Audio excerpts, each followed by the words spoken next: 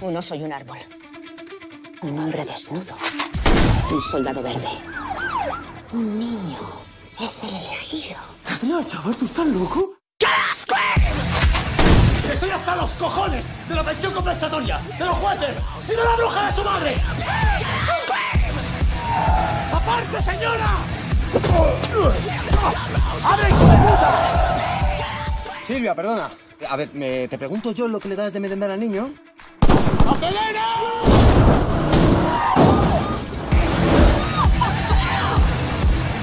¡Hostia puta! ¡No la toques! ¡Coño, que eso está feo, joder! La brujería, el concepto, nació aquí. ¡Hola, chaval! ¿Qué hace con la escoba? Barrer no, desde luego.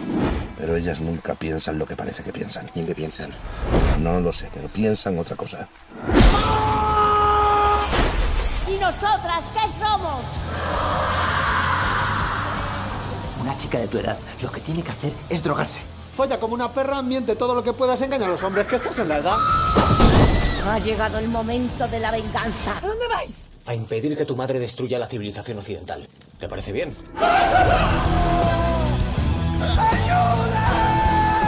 ¡Se hará justicia! ¡Justicia! ¿Pero qué dices? ¡Tú eres idiota! ¿Que me dejo llevar?